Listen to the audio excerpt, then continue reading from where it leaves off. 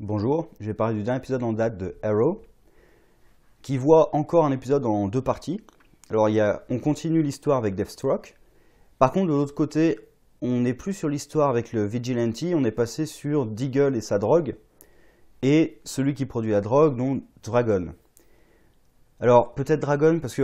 Alors, Richard Dragon, dans les comics, je vais aller sur les comics, avant le reboot, New 52, parce que pour ceux qui savent, d'ici en 2011, de mémoire, il y a eu un reboot qui a complètement changé l'univers. Avant ce reboot, Richard, c'était Richard Dragon, de son vrai nom Richard Drakunovsky, je crois. Donc le nom... comment est-ce qu'on peut réussir à lui donner le nom Dragon? En fait, c'est un russe, il s'appelle Drakunovsky. D'accord, pourquoi pas.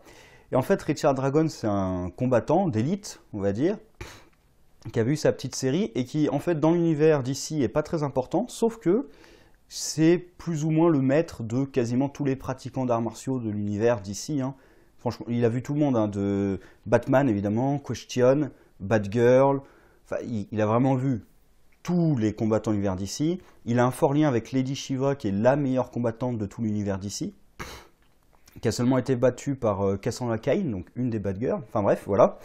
Et dans le reboot, parce que du coup ils adaptent le personnage du reboot, ça devient Richard Dragon, on va dire Junior. En fait, son nom maintenant c'est Ricardo Diaz, qui se fait appeler Dragon, et qui est un parrain de la drogue. Donc ça reste le même, du coup, voilà. Je peux pas dire que c'est pas fidèle aux comics, le problème c'est que c'est pas fidèle au personnage que j'aime. Mais en même temps, parce que Richard Dragon, ça pourrait être un ennemi d'ailleurs, parce que ça combat. Il est pas malfaisant, c'est pas un criminel, mais ça ne le gêne pas de tuer des gens dans sa quête. Dans la première série, il tue des gens pour obtenir justice, c'est pas grave. Mais c'est pas un criminel. Enfin, c'est un assassin du coup. Mais... un meurtrier, c'est pas un assassin. Bref, ils auraient pu mettre... Parce que moi j'aurais adoré voir Richard Dragon et Lady Shiva dans une adaptation live, mais bon. Et là du coup, il dirige un petit cartel de la drogue, donc c'est tout con, Je vois pas ce qu'il a de spécial, franchement. Parce que normalement, en plus, Richard Dragon, c'est quand même un très bon combattant. Là, on le voit juste utiliser des flingues. Donc, enfin, peut-être qu'il sait se battre, mais voilà, qu'est-ce qu'il a d'exceptionnel comme méchant, quoi. C'est juste un parrain de la drogue. Et c'est lui qui, en fait, produit la drogue qu'utilise Deagle. Alors, Deagle croyait... Alors, ça, c'est un point débile. Deagle croyait que c'était un médicament expérimental que tu achètes dans une allée sombre à un type suspect. Ouais. Et quand il se rend compte que non, c'est bien de la drogue, c'est bien une nouvelle drogue, il en parle. Et ça, j'aime bien, parce que le personnage tombe pas dans quelque chose qui lui ressemble pas. Il se rend compte, il essaie de le cacher, ça déjà, mais quand il se rend compte que vraiment c'est dangereux, qu'en plus c'est lié à un parrain de la drogue et tout, il en parle. Il en parle à sa femme et il en parle à l'équipe. Donc ça, c'est vraiment un point positif. Richard Dragon, par contre, on s'en fout complètement de lui, comme j'ai dit, c'est juste un petit parrain de la drogue qui a réussi à s'échapper, je ne sais pas d'ailleurs tellement comment. Déjà, la première fois qu'il apparaît, franchement, il pose devant l'équipe. Et Deagle a ses tremblements, du coup, il n'arrive pas à tirer. Donc en fait, si Deagle n'avait pas tremblé à ce moment-là, Richard Dragon, il aurait été capturé dès sa première apparition, en fait. Ou s'il y avait eu un autre membre de l'équipe avec Deagle, il se serait fait abattre dès sa première apparition. Donc, en termes de grand méchant, il repassera quand même. Donc, après, je ne sais pas si ça va être le grand méchant, mais il ne va pas durer très longtemps, je pense, quand même, en tant que grand méchant.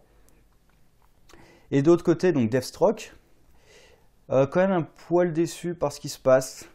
Parce qu'il y a les flashbacks qui essaient de nous montrer que Deathstroke était revenu chez lui, qu'il a renoué avec son fils, et qu'il a commencé à péter les plombs avec Shadow. Et puis, moi j'adore parce qu'ils sont dans une base australienne, je pense, parce que c'est les services australiens, et ils voient un flash news de Star City. Ouais. Bon. Je veux dire, s'il était tombé sur une news comme ça, mais là il voit littéralement le flash news de Star City, aux États-Unis, alors qu'il est en Australie. Alors d'accord, télé internationale, d'accord, mais... faut pas pousser quand même. Allez, on va dire que ça passe. Mais il aurait peut-être pu la prendre d'une autre façon. Et du coup, ça relance sa folie avec la promesse qu'il a fait à Shadow. Et il se torture un petit peu le côté j'ai pas rempli ma promesse à mon fils parce qu'il avait fait la promesse de rester avec lui, etc., etc. On apprend, surprenant, que son fils l'a vu tuer l'agent chinois de l'épisode précédent. Surprise, hein, on n'aurait jamais deviné. C'est peut-être pour ça qu'il faut peut-être pas enlever son masque tout de suite, quoi. Si t'as un masque pendant les opérations, une cagoule, un truc comme ça, faut peut-être pas l'enlever tout de suite après, quoi. Faut peut-être attendre d'être plus loin pour l'enlever, au cas où il y ait des témoins, par exemple. Bon. Ensuite, il y a tout un truc avec Oliver, donc qui essaie de l'aider, qui essaie aussi de le convaincre que c'est pas sa faute. Enfin, son fils est parti en vrille et c'est pas à lui d'en subir les conséquences, quoi. Sauf que Oliver se fait capturer déjà hors cadre, hors champ. Et comment ça marche? Parce qu'en fait, Oliver se fait capturer par un des hommes de main. J'ai l'impression qu'il se fait capturer par l'homme de main tout seul. Alors que Oliver, en plus, à la fin de l'épisode, réussit à en défoncer plusieurs tranquilles. Comment il se fait... C'est pratique de faire ça hors champ. Vous voyez, c'est pratique de faire ça hors champ. Parce qu'on ne voit pas comment il se fait capturer. Parce qu'en effet, comment est-ce qu'ils réussissent à le capturer tranquille? En plus, sans qu'il soit blessé. Donc, quoi, ils ont réussi à se faufiler dans son dos sans qu'il les remarque ou quoi que ce soit. C'est pratique, ça, hein, de faire capturer le héros hors champ. Et j'aime pas trop. Par contre, on voit la scène où Deathstroke hésite, en fait. Il hésite entre continuer à être avec son fils, mais pour ça, il faudrait qu'il tue Oliver, puisque son fils pense que Deathstroke est encore obsédé par l'idée de tuer Oliver, donc il lui donne comme un cadeau. Donc il faudrait qu'il tue Oliver pour rester avec son fils, et il hésite un moment. Et d'ailleurs, lui-même dit dans l'épisode plus tard que la seule raison pour laquelle il l'a aidé, que vraiment il a failli retomber et le tuer, c'est parce qu'Oliver a parlé de son propre fils. Et du coup, Deathstroke l'a aidé. Donc il l'a libéré, ils sont enfuis ensemble. À la fin de l'épisode, donc ça j'aime bien pour le coup, Deathstroke j'aime bien, mais après en soi ça m'a un petit peu déçu par rapport à ce qu'on aurait pu attendre de plus en fait. Car c'est pas mauvais, mais avec Deathstroke c'est vrai que j'en aurais attendu un petit peu plus. Pareil, il y a une grosse scène de combat dans les flashbacks quand il décide de prendre son armure et de se barrer du truc australien, où il massacre tout le monde, en plus il est couvert de sang et tout. Donc là ils y sont allés, par contre on voit pas le combat. C'est con quand même. Parce que là ça aurait été un combat épique. Et non, on voit pas. On le voit juste sortir de l'ombre avec le visage maculé de sang et tout. Mais on voit pas le combat, c'est dommage. Et à la fin, Joseph révèle que il y a son autre fils, là, Grant. Donc on apprend l'existence de son autre fils, Grant, que sa mère lui a caché, parce que, encore une fois, l'influence de Slade... Enfin, je me demande si vraiment c'est l'influence de Slade qui est mauvaise, quoi, parce que la preuve, Joseph a repris le nom de sa mère. Donc est-ce que c'est vraiment l'influence de Slade qui est mauvaise? Il manque plus qu'un seul personnage de la famille. Moi, c'est le personnage que je préfère dans cette famille, c'était Rose Wilson. Surtout quand elle avait rejoint les Titans. J'avoue que dans le New 52, j'ai pas trop lu ce qu'elle faisait, mais avant le reboot, elle était avec les Titans. Donc c'est un personnage que j'avais vraiment adoré, parce qu'en plus, elle ressemble à Damian Wayne, il y avait des interactions entre les deux que j'aimais bien dans les Teen Titans.